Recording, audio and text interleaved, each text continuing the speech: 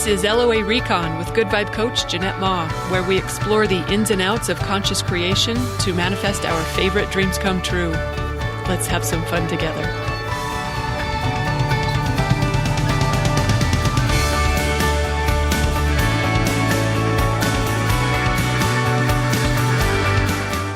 Welcome and thank you for joining me for another episode.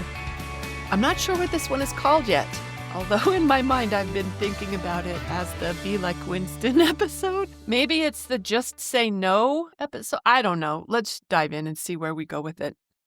Okay, you know how there are some things that you are just not gonna do no matter how much someone else wants you to do them? Like no matter how much someone is trying to get you to do it their way, you're not having it?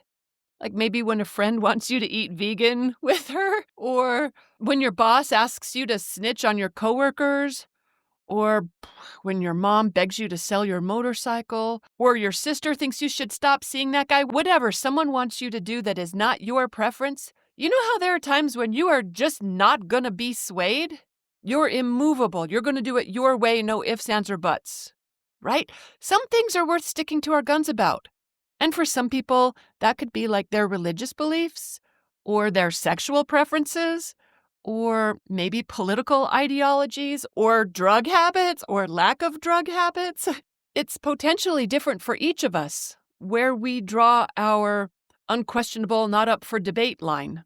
For example, if someone said to me, this isn't actually hypothetical, if someone said to me that I had to have fewer cats before he'd be willing to live with me, either we are never going to live together or I'm going to have a different boyfriend. I will replace that guy before I give up a single animal because there is no way anyone is going to talk me into driving my loved one to a shelter or rehoming them in any form or fashion. That is not going to happen. And I've known plenty of people who take the exact opposite stand, that no animal is worth costing them a human relationship. There isn't a right or a wrong way for all of us. There's just a right and a wrong way for each of us. And for me, that is a thing that I am not flexible on. Some things don't matter that much to us, like maybe living with a smoker or working a job that requires you a lot of overtime or to lie a little bit or whatever. There are some things we might be flexible on, but there are other things we don't have any wiggle room for, right? Things that we feel so strongly about that no one is going to budge us on it. Just like all of a sudden, I'm not one day going to decide to join a girlfriend who's tired of brushing dog hair off her furniture and taking her dog to the pound. I'm not going to say, yeah, you're right. That sounds good. Let's go. I got a cat or two I could unload. That's inconceivable. That is never going to happen for me. Look, and I know never say never. And maybe one day the circumstances would coordinate it. I don't know. Maybe if one of my fosters was revealed to be someone's long-lost pet that they've been looking for years, and they've got the microchip and the baby pictures to prove it. And if they were worthy owners who really wanted to be reunited with their loved one, and if that meetup was going to happen at the shelter, then yes, okay, I might drive one of my animals to animal control one day, but it's probably not going to happen for me. I'm just saying, this is a strong one for me. And I've got other things that are undebatable, but my point is, there are some things that matter to me enough that I am immovable on them. No one is going to change my mind on it. Meaning, I know how to take a stand. I am well capable of sticking to my guns. I have it in me. But even on things, some things that I say I feel strongly about, and I believe that I do feel strongly about, even on some things that I know are good for me and my manifesting game, I sometimes fold like a cheap lawn chair. It's so ridiculous. I'm talking specifically about how easy it is for someone to get me to complain with them. And I know complaining isn't cool. I know it's the habit that holds dreams at bay. I know it doesn't feel good, and I know it doesn't serve me to dwell on what I don't want. And yet, there I am, sometimes doing exactly that because someone just invited me to the complaint party. It's so ridiculous because I know better. I mean, I've made declarations. I have set intentions. I have practiced and practiced and practiced not doing it. I've got convictions on this subject, strong beliefs about it. And, I got a pretty good practice most of the time when I'm on my own. But one day, there I'll be, Standing in the parking lot of the grocery store, talking to a neighbor I haven't seen in a while who will say something grumbly about this, that, and the other. And before I know it, I'm all, yeah, yeah, grumble, grumble, grumble. You're right. It's so grumble, grumble. Me, who knows so much better and who has declared that I will not do this. There I am joining in like, "Ugh, this is my long lost best friend that I want to be exactly like him." Just being so easily swayed on a thing that I said mattered to me. Oh, it'd be almost like if, oh, this is where Winston comes in. Say Winston was doing the job he was bred for, like watching the sheep on the mountain. And his German Shepherd buddy showed up and said, "You know what sounds good, Winston? How about some lamb for lunch?" And Winston would be like, "Yeah, let's get it." Like, okay, that's pretty ridiculous. I mean, who would Winston be if he just abandoned everything he knew to follow someone else's lead? Oh, and I am going to say on this point about Winston, one day, he doesn't have sheep and he doesn't really live in a mountain, but one day he had just come back from a run with his pack, the neighbor that walks, well, they usually run, and Winston's invited to run with them. Okay, one day they came back from their run. They had had a great time together. And in case it's not clear, the neighbor is running the pack. They're not out running loose. The neighbor is in charge. Okay, they came back. I step out to go grab Winston, and the neighbor's dogs, for the first time in their life, spy chickens in my driveway. It's been winter time. The chickens have not been out. The chickens were out, and those dogs, lost their mind. Oh, what are they? So one of them is, I don't know what their breeds are. They're not small dogs. Okay, they're not slow, laid back, chill dogs. These dogs went to town, chasing chickens everywhere, both of them. And the neighbor was horrified and yelling at them and buzzing their e-collars. And I did pretty good. I didn't lose my head. It's this cool thing sometimes happens for me when like madness and mayhem or chaos pops up. Sometimes it's so natural for me to just go into super focused mode. I mean, I was watching it, but I was seeing chickens just out of reach, chickens taking cover, chickens finding safety. So I wasn't losing my mind, but the dogs were, the owner was. And then there was Winston standing in the middle of this.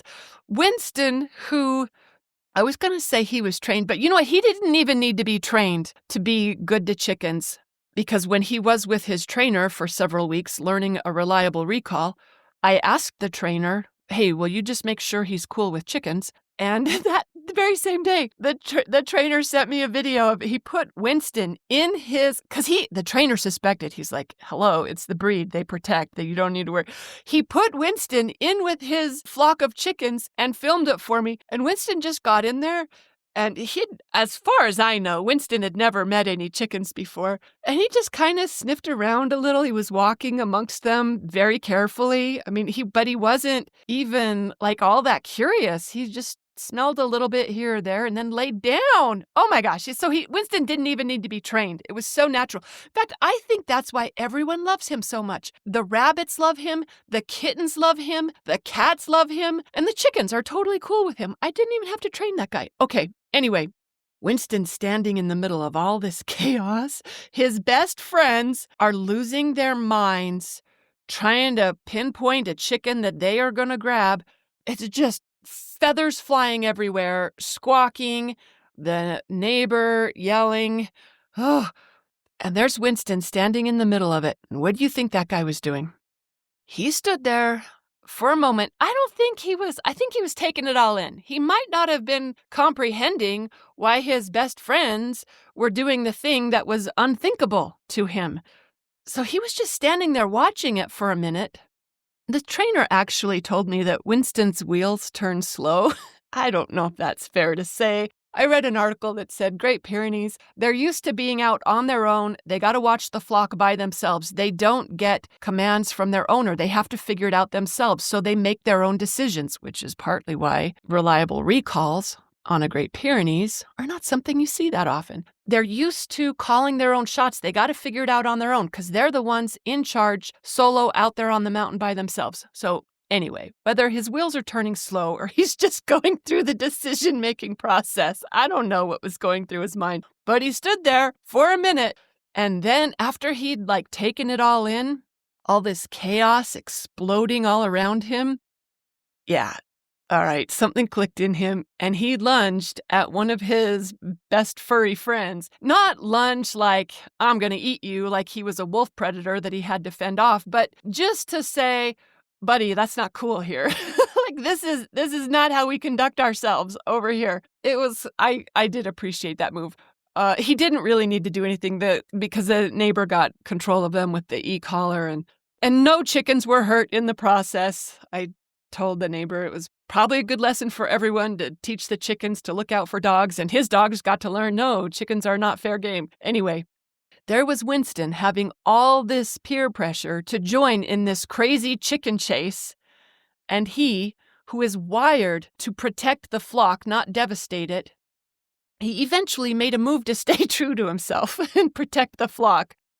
I bring him up because I want to be more like Winston, so that when the stranger at the gas station says, what happened to our beautiful Saturday while it's pouring rain down on his boat that he was hoping to get out on the lake, I can instead smile and say, well, it's one way to get the lake to yourself. Or when my guy's complaining about the construction guy driving down the road too fast, I could say, hey, at least they don't live here. We're not going to be dealing with it forever. Or when my colleague says, can you even believe what is happening in the news right now? I could say, tell me, what's bothering you? And as she's doing that, I can just be so glad that this doesn't hook me. I don't have to join in because I'm not going to go after the chickens. I'm not going to give up everything I know about conscious creation just to reassure a friend or keep a loved one company. I can reassure differently, or I can get a new friend. That works too. This is my long way of asking you the question. How easy is it to get you to complain or to abandon what it is that matters to you? How easy is it to get you to do the doom and gloom routine or to blame or fear or judge or whatever vibrational habit you know sabotages your alignment? How committed are you to practicing what you know serves you better? And what are the situations that tempt you to abandon what you know and who you are or who you want to be? And how can you mitigate those better? Your triggers might not have anything to do with other people. Maybe it's something totally different, like when you haven't slept, or when you're stressed about something, or when you're in your old environment or a new one. Who knows? But what I'm saying is, this is worth being aware of and consciously correcting for. Because we are too smart to keep playing the muggle game. We're way too smart for that. So, let's be more like Winston. Okay, maybe we weren't bred this way exactly. We probably were. That was probably our natural state. We just got programmed out of it. But we can choose it again. We can commit to it. We can decide it so strongly that we wouldn't ever accept another invitation to engage something that didn't serve our manifesting game. Right? I suspect me just talking about this with you is going to help me get even better at it. Well, actually, it's my awareness, right? And the stronger desire around it is probably what's going to help make the difference, to help me be as faithful to my desire to focus on good things as I am faithful to being true to myself and the friend that I am to animals, however I can be. All right. And having said that, let's also be really quick to self-love. Let's be quick to soothe ourselves when we falter, when the feathers are flying, because no one's perfect, and perfection is overrated anyway. So on the day that we might find ourselves chasing our chicken friends, even though that's not who we are, let's just shake it off and know that we're going to do better next time. At least that's where I'm going with it, because it's never too late to change an old habit that's worth shifting. All right, I hope you got some inspiration from this episode. Thanks for listening, everyone, and happy manifesting.